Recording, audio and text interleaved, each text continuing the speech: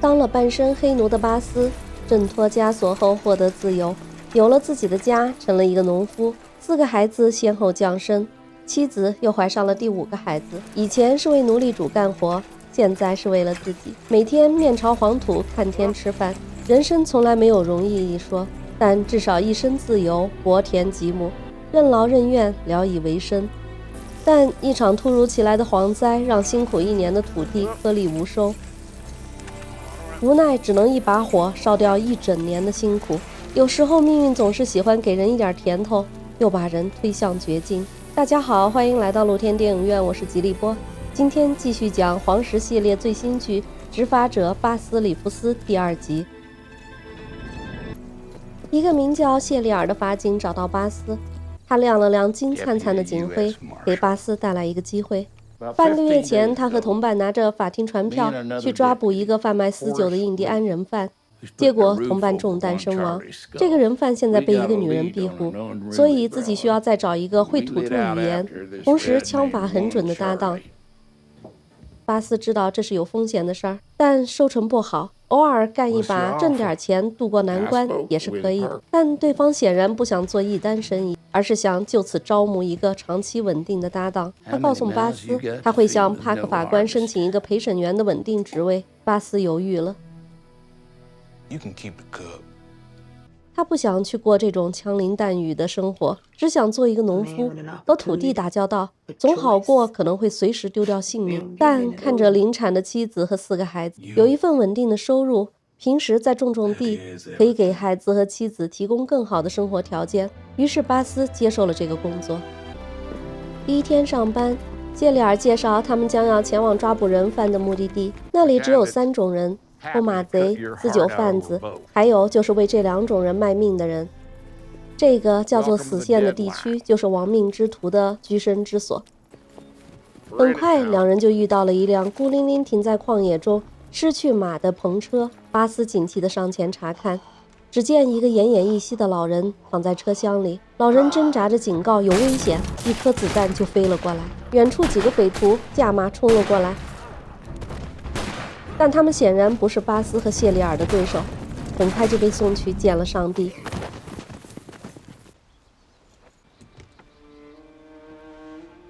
车上的老者也咽了气，巴斯默默地为他祈祷。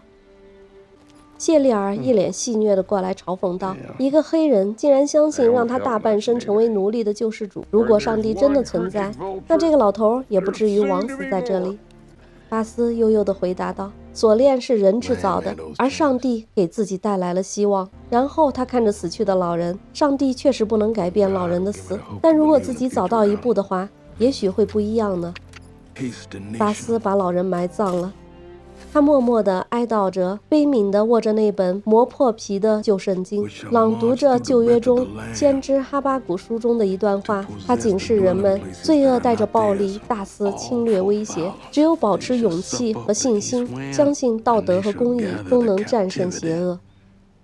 夜幕降临，2人在旷野的篝火边休息。谢里尔介绍，这里贫瘠的连野兽都很少，自己有一次仅抓到一只乌鸦充饥。巴斯却说自己可以抓到比乌鸦更好的食物，这让谢里尔想起自己曾被印第安部落攻击，被割去头皮的往事。他露出自己骇人的伤口，认为红色皮肤的印第安人简直就是野兽。巴斯默默地感叹，其实不管黑色、白色、红色皮肤的人都只是人而已。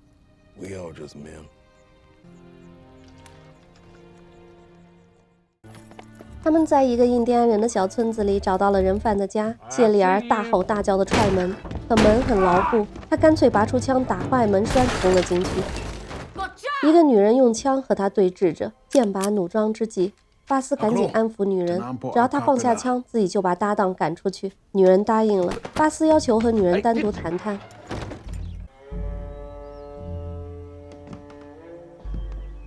他礼貌地为打坏门而道歉，女人放下了警惕。交谈中，巴斯才知道女人是人犯的姐姐，这个顽劣的弟弟到处欠债惹祸，姐姐为了给他还债一贫如洗，而且被各种债主和仇人烦扰得不得安生。巴斯心生同情，他告诉女人自己会帮忙解决这件事儿。说罢，掏出自己唯一的一点钱放在桌上，赔偿那扇门。女人说出了弟弟的藏身之所。他们终于在一个旷野里的木屋找到了人犯，但对方拒不投降，双方发生了激烈的枪战。谢利尔中弹受伤，巴斯绕到房子后方，他试图说服对方投降，并保证自己会亲手把他送到法官面前，保护他的尊严，绝不会滥用私刑。这话让对方犹豫了，枪声停了下来。谢利尔抱着一瓶酒跑了过去，点燃，丢入了房子，火瞬间就点燃了屋里的一切。巴斯撞开门想救人，但为时已晚。被烈焰灼烧的人犯从屋里跑了出来，在地上哀嚎翻滚着。巴斯只能举起枪结束他的痛苦。没想到谢利尔却在一边冷嘲热讽地说：“印第安人不配得到那颗子弹。”这令巴斯感到一阵厌恶。回程的路上，巴斯给谢利尔取出了手臂里的子弹，可这厮对自己杀人毫无悔意，嘴里喋喋不休地解释是对方先开的枪。他狡辩道：“有时执法者也要充当临时法官、行刑者，杀死别人总比自己死要好，就像做警察总比做穷农夫更有生杀大权。”这一席毫无底线的言论让巴斯忍无可忍地狠狠揍了他一拳，然后提了东西就要独自上马离开。临走时，巴斯告诉谢利尔，印第安人在他头上留下的疤已经变成了镣铐，锁住了他的心。扪心自问一下，他是不是已经活成了曾经那个对他施暴的、令人厌恶的印第安人呢？丢下这一席灵魂拷问之后，巴斯绝尘而去。在巴斯离家的日子里，珍妮独自操持着家务。身怀6甲的她一点都不输男人，不仅把家里打理得井井有条，夜晚还敢独自持枪赶走狼群，解决掉重伤垂死的小牛犊。他到镇上采买，一个人向他推销政治理想，说要建立一个黑人的自治天堂。但珍妮打算买一台梦寐以求的钢琴，用音乐把家变成天堂。谁知这台钢琴却带来了一个女儿的倾慕者，一个调情的小伙子亚瑟对女儿一见钟情，这令珍妮感叹不已。但她并不赞成这个早恋，直接回绝了男孩的殷勤，直言道自己的女儿还未到谈婚论嫁的年纪。And yours alone, baby.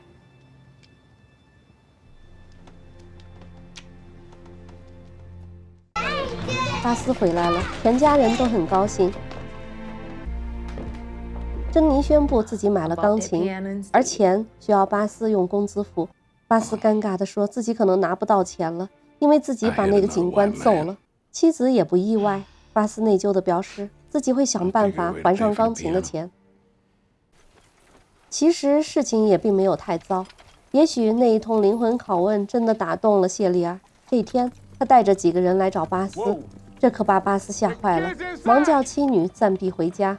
谢利尔上来就威胁巴斯，如果他还敢动手，他就会像那个印第安人犯一样的下场。接着话锋一转，他说自己把整个事情都告诉了帕克法官，帕克法官决定任命巴斯为法警。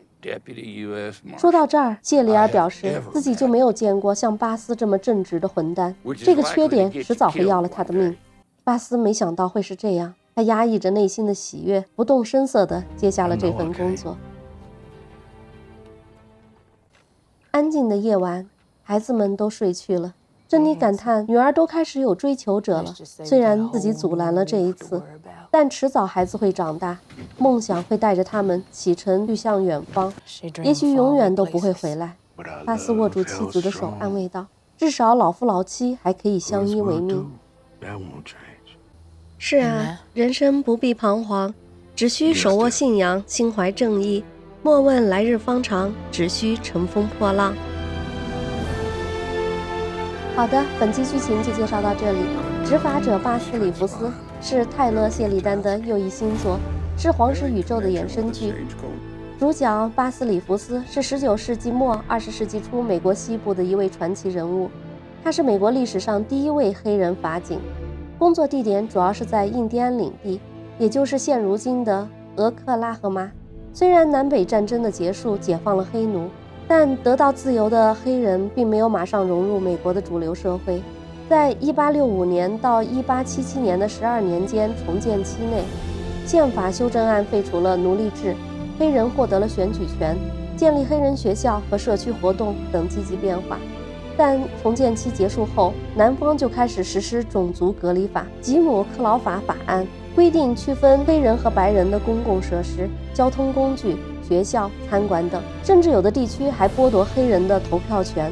针对黑人的暴力事件也不断增加。那个臭名昭著的3K 党就是用暴力手段维护吉姆克劳法的极端种族主义组织。他们穿着白色的袍子和面具，举行令人恐惧的游行和暴力行动。所以在那一时期，在南方的州出现一个黑人法警，可想而知是多么轰动和了不起的事。不过还好他的执法区是在印第安保护区，要是放在白人社区，不知道会是怎样的结果。但无论如何，在那个黑人经历的黑暗年代，它的存在就是一个令人振奋的希望和航标，预示着文明终将战胜愚昧。好的，今天就聊这么多。本剧是每周更新，现在更新到第2集，我们会追更本剧。喜欢本剧的朋友请点赞关注，以免错过观看。谢谢大家光临露天电影院，我是吉利波，欢迎大家在留言区与我们互动交流，我们下集见。